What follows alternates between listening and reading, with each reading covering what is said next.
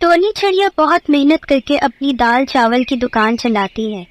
सभी जंगल के परिंदे टोनी चिड़िया की दुकान से दाल चावल लेते, सबको पसंद भी बहुत आते। इसी तरह टोनी चिड़िया अपनी जिंदगी का गुजर बसर कर रही थी।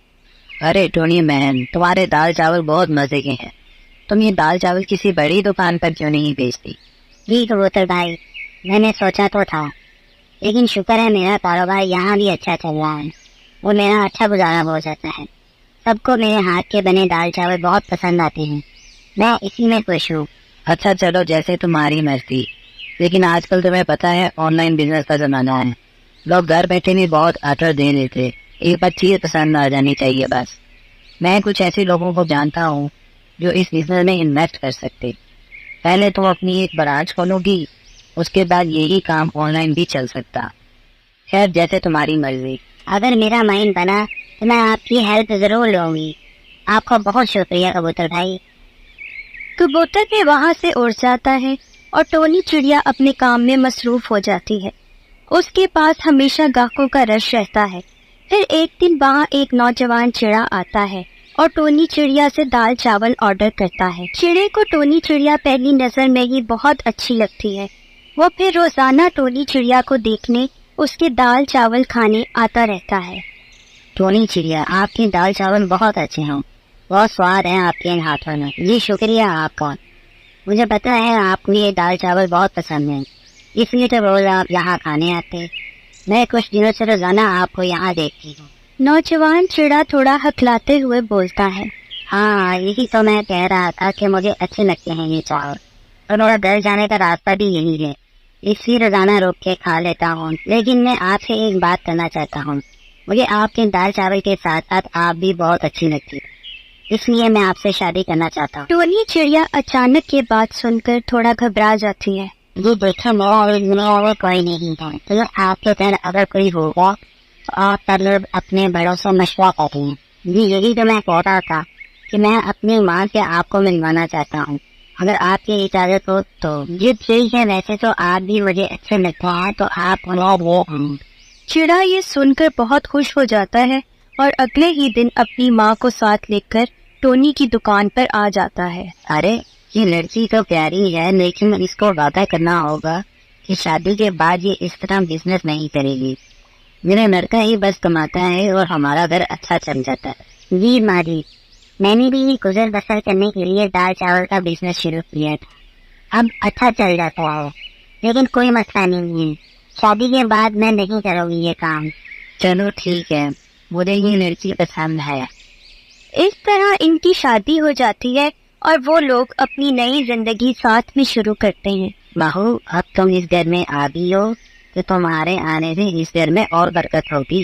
अब कुछ दिन गुजरते हैं, सब ठीक ठाक चल रहा होता है कि एक दिन टोना चिड़ा बहुत ही हताश हालत में घर लौटता है। अरे क्या हुआ आपको? बहुत थके हुए लग रहा हो। मैं क्या बताऊँ तुम्हें, मुझे नौकरी से निकाल दिया गया है। क्या? अब क्या होगा हमारा?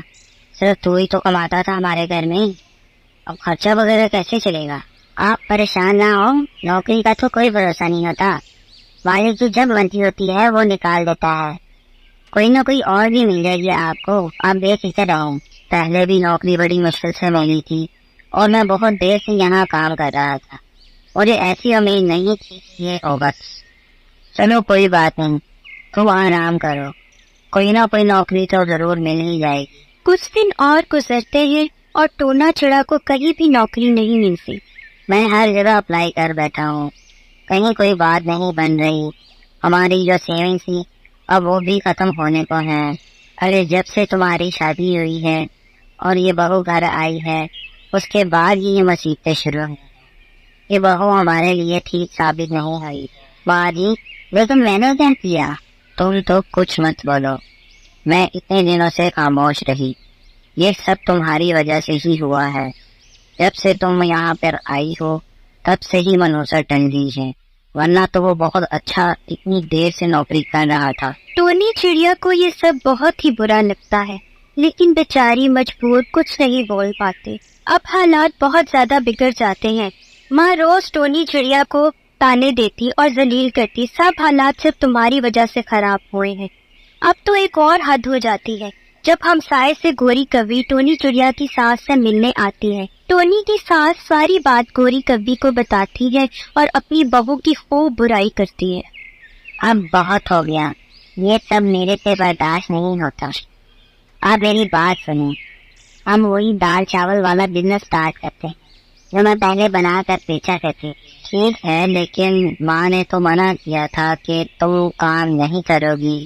آپ بے فکر رہیں، میں ماہی سے چھپ کر روزانہ آپ کو دال چاول گھر سے بنا کر دیا کروں۔ آپ بس اسٹال پر جا کر بیچنا شروع کریں۔ ایسا کر کے وہ لوگ اپنا بزنس اسٹارٹ کرتے ہیں اور اس طرح ان کا جیب خرچ چلنے لگتا ہے۔ ٹونی چڑیا روز اپنی وہی مزیدار دال چاول والی ریسیپی بنا کر چڑے کو دیتی اور وہ بازار میں بیچ دیتا۔ اب ہمارا گزارا اچھا چلنے لگ گیا ہے۔ میں جہاں پہلے دال چاول بیچتی تھی وہاں ایک کبوتر صاحب نے مجھے انویسٹر ڈھونڈنے اور آن لائن بیچنے کا مشورہ دیا تھا۔